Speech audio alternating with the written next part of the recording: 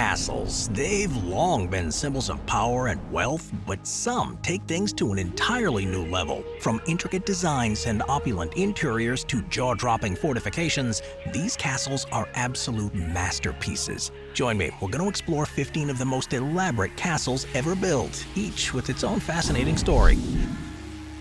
Number 15. Penha Palace in Portugal. Set high in the hills of Sintra, the Penha Palace is one of Portugal's most famous landmarks and a stunning example of 19th century romanticism. This fairy tale castle blends Gothic, Moorish, and Renaissance styles in a way that's unlike anything else you'll see. And this stunning design is only further enhanced by the surrounding mountains, making it clear why this is a UNESCO World Heritage Site. The origins of this palace can be traced back to a small chapel that was dedicated to Our Lady of Penha in the Middle Ages. By the 16th century, King Manuel I turned the site into a monastery for the Order of St. Jerome. This monastery's romantic notion of blending nature and art, creating a structure that looked like it had sprung up naturally from a hilltop. While it is mainly known as a romantic retreat, its high position also made it an excellent lookout over the Lisbon region. During times of political unrest, it served as a secure refuge for the royal family, and Ferdinand II purposefully blended its design styles to reflect Portugal's rich history and global connections. Number 14. Matsumoto Castle in Japan. The stunning Matsumoto Castle, which is in Japan's Nagano Prefecture, is one of the most historically important castles in the country. Known as the Crow Castle because of its black exterior, it's one of the few remaining original castles in Japan, with many others having been destroyed during wars, times of upheaval, or fires. Work on this one began in 1504 during the Eisho period, and it was greatly expanded in the late 16th century under the rule of the Ogasawara and then the Ishikawa clans. Unlike hilltop castles, the more unusual features here, though, is its moon viewing room, or tsukimiyagura, which was built during the Edo period, when the emphasis changed from warfare to cultural activities. Well, despite its beauty and importance, Matsumoto Castle faced the threat of demolition during the Meiji Restoration, when many castles were dismantled as symbols of feudal rule. Thanks to the efforts of local citizens who raised funds to preserve it, the castle was spared and later declared a national treasure in 1952. Today, visitors can explore it, learn about the samurai era through exhibits of weapon and armor, and climb to the top for views of the city and the mountains. Number 13. Scalagero Castle in Italy. Scalagero Castle is a fortress that's on the southern shores of Lake Garda in Sirmione in Italy. This medieval castle is one of the best preserved examples of military architecture from the Scaliger dynasty, who ruled over Verona and much of northern Italy during the 13th and 14th centuries. Construction of this castle began in the mid-13th century and still today, you need to cross the drawbridge to enter the castle.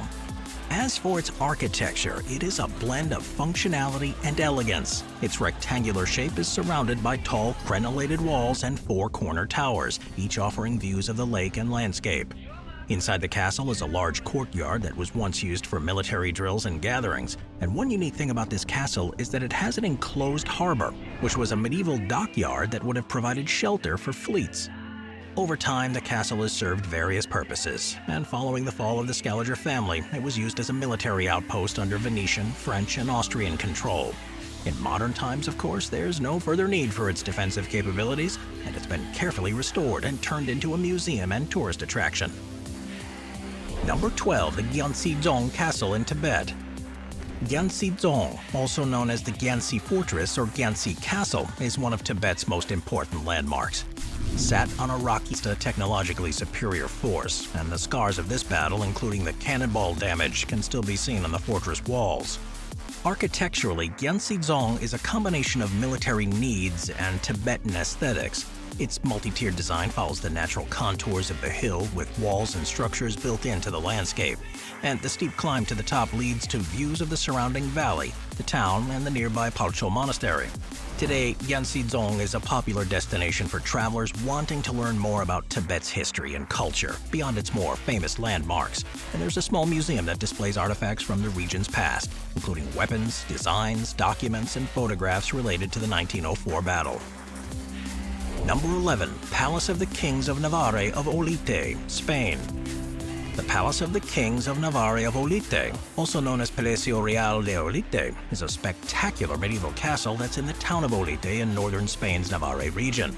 Now, having got all that name stuff out of the way, it's Gothic and Moorish styles, and blended them into a design that was opulent and functional. All of the towers have their own distinct shape and function. The Tower of the Four Winds and the Tower of the Homage, for example, are the ones that stand out the most, not just for their height, but because of how intricate the design is. From them, you can see unobstructed views of the surrounding countryside, including vineyards that produce the region's famous wines. It hosted grand banquets, tournaments, and diplomatic meetings, attracting artists, writers, and dignitaries from across Europe.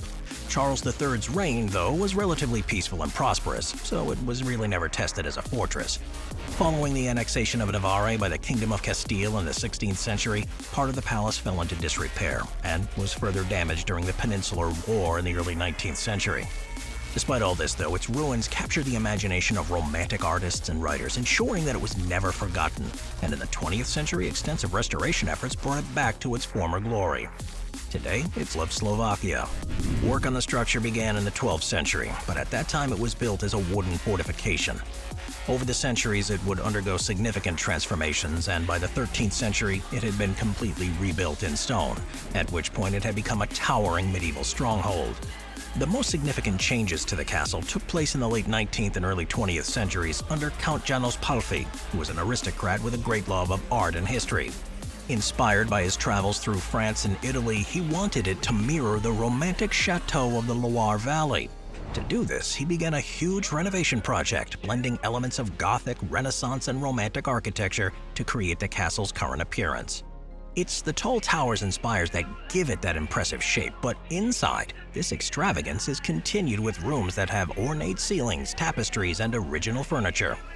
The Golden Hall is particularly special, with a gilded ceiling and a Renaissance design that takes you back to the best of the Romantic era, hidden treasure that's said to be buried within the grounds. Another legend speaks of a white lady who's a well-meaning spirit that's said to roam the halls. And for the thousands of people who visit this place each year, there's always the hope that they may too get a glimpse of her. Number 9. Hluboka Castle in the Czech Republic. Hluboka Castle is in the South Bohemian region of the Czech Republic, and it's one of the most stunning and romantic castles in the whole country. It looks surprisingly similar to England's Windsor Castle, which has earned it the nickname Czech Windsor, and is popular for its fairy tale-like appearance and its rich history. The site was first developed as far back as the 13th century when it was developed as a Gothic stronghold. Originally, it was constructed as a defensive fortress. Its location overlooking the river made it an important military and administrative center. Over the centuries, the castle has changed hands countless times, and as is common, each successive owner made changes that reflected their own particular tastes and style. It underwent several major transformations to them and exude wealth and refined taste. You can explore over 140 rooms, each featuring incredible woodwork, decorated ceilings, and a huge collection of art and furnishings. The Knight's Hall is a highlight, with its coffered ceiling and grand fireplace. And the castle library, too, is a special place, with thousands of rare books and beautifully carved oak shelves. As well as redesigning it, the Schwarzenbergs added to the castle with an enormous art collection. Many of these works include paintings, tapestries, and porcelain. They're on display with some of the finest examples of European art and craftsmanship. Today, the castle is one of the Czech Republic's most visited landmarks, drawing tourists from around the world. It hosts guided tours, events, and exhibitions that reach into its history and the legacy of the Schwarzenberg family. Number 8. De Haar Castle in the Netherlands. De Haar Castle is in the province of Utrecht in the Netherlands. It's one of the largest and most opulent castles in the country. Known when the wealthy Van Zuylen family who owned the estate decided to restore the castle to its former glory. The transformation of the castle into what we see today began in 1892. A famous Dutch architect best known for designing an Amsterdam Central Station, Kuipers took an ambitious restoration project blending medieval elements with modern innovations and created an opulence associated with the Rothschild family's vast wealth. Inside, the castle's lavishly decorated rooms with stained glass windows, wood paneling, and ornate furnishings are typical of the grandeur of the late 19th century. The castle grounds are just as spectacular, covering over 135 acres of meticulously landscaped gardens, canals, and wooded areas. The formal French gardens with symmetrical designs and vibrant flower beds sit alongside natural English-style parklands, allowing visitors to stroll through tree-lined avenues, admire the ornamental fountains, and discover hidden little nooks. Throughout the 20th century, Dahar Castle became Perched Castle is in the scenic Carpathian Mountains in Romania and is one of Europe's most well-known castles. By the late 19th century, it served as a summer residence for Romania's royal family, and it remains a symbol of the country's culture and architectural heritage. It's got a neo-Renaissance design, and with incredible surroundings and lavish interiors, it is a must-see place for those who love history, art, and anyone wanting to take a look into the grandeur that's typical of royal residences. The story of Perched Castle begins in 1866 when Carol I, the first king of Romania, rose to the throne. Entranced by the natural beauty of the Prahova Valley, he chose the area near the mountain resort town of Sinaia as the site for his summer residence. Construction of the castle began in 1873, with the foundation stone laid in 1875. It was finally completed in 1914, and it became one of the most modern royal residences of its time. The castle was equipped with cutting-edge technology, including central heat, 70 rooms. Each space is uniquely decorated to show different styles and cultural influences. The Hall of Honor, for example, with its wood carvings and stained glass ceilings, evokes a sense of amazement and grandeur, while the Armory Room houses an impressive collection of over 4,000 weapons and suits of armor from Europe and Asia. But one of the more surprising things in the castle is its private theater, complete with a royal box and an early version of a cinematic projector. And its library is one of a kind too, with hidden doors and rare manuscripts that show how central this place was to entertainment and intellectual pursuits. Following the abdication of King Michael I in 1947 and the establishment of the communist regime, the castle was confiscated and turned into a museum. And then, after the fall of communism, it was returned to the Romanian royal family, but it remains open to the public as a cultural landmark. Number 6. Vianden Castle in Luxembourg. Vianden Castle, which is on top of a hill overlooking the of power and prestige. The Counts of Vianden, who were related to influential European families such as the House of Nassau and the Holy Roman Emperor, ruled vast territories that extended into present-day Germany, Belgium, and France. It feels powerful from the moment you see the towers, fortified walls, and elegant halls. The chapel, which was built in a Romanesque style, is an impressive feature too, with a two-story design that allows for both private worship by the nobility and public ceremonies. The Knights' Hall, with a vaulted ceiling and intricate detailing, reminds of the castle's function as a center of feudal life, hosting banquets, court proceedings, and celebrations. The Great Hall, which was added in the Gothic period, is just as impressive, and it represents the transition to more elaborate decorative architecture. The castle began to decline in the 17th century when the Counts of Vianden lost their influence, so by the 18th century it was abandoned and sold piece by piece, leaving it in a state of ruin. The turning point came in the 19th century when the castle stayed. Number 5. Castillo de Chapultepec, Mexico. Castillo de Chapultepec, or Chapultepec Castle, is a historic site that's on top of Chapultepec Hill in Mexico City. How many times do I have to say Chapultepec? It is the only royal castle in the Americas, making it a unique and significant part of Mexico's history. And with stunning architecture, beautiful surroundings, and panoramic views of the capital, it's one of the most visited landmarks in the country. Construction on it first began in 1785, during the Spanish colonial period. Now, it was originally intended to be a summer retreat for the Spanish viceroys. This castle was designed in a neoclassical style by military engineer Francisco Bambitelli. The location on Chapultepec Hill, which was a site that was revered by the Aztecs as a sacred place, added huge symbolic importance to the structure. The castle gained new life in the 19th century, though, as after Mexico's independence in 1821, it was briefly used as a military academy, with it playing a central role in the battle. It was short-lived. Their reign ended with the fall of the Second Mexican Empire in 1867. Their legacy would, though, leave a lasting mark on the castle's character. After the fall of the empire, Chapultepec Castle was turned into a presidential residence, becoming the home of Mexico's heads of state until 1939. During this period, it was a symbol of government power and prestige. Today, Chapultepec Castle is home to a vast collection of artifacts, art, and documents that chart Mexico's history from pre-Columbian times to the 20th century. Visitors can explore decorated rooms including Maximilian and Carlota's quarters, filled with period furniture, tapestries, and paintings. The museum here too also features exhibits on Mexican independence, the Reform period, and the Mexican Revolution, providing a comprehensive overview of the country's past. Number 4. Castle of Fontainebleau. The Castle of Fontainebleau, which is about 34 miles to the southeast of Paris, is one of France's most famous royal residences, a symbol of history and transformation during the reign of Francis I in the 16th century. A patron of the arts and a key figure of the French Renaissance, Francis wanted to create a place that was as grand and opulent as his court. He commissioned Italian artists to redesign the castle in a Renaissance style, and the result was a blend of French and Italian influences. Fontainebleau's role as a center of royal power continued into the 17th century under the reign of Louis XIV, the Sun King. Although Louis preferred the Palace of Versailles, he expanded the gardens and added the Grand Parterre, the largest formal garden in Europe at the time. In the 18th century, Napoleon Bonaparte would then play a role in the history of the castle. After declaring himself emperor, he used the castle as a residence and administrative center, and oversaw renovations that reflected his imperial ambitions.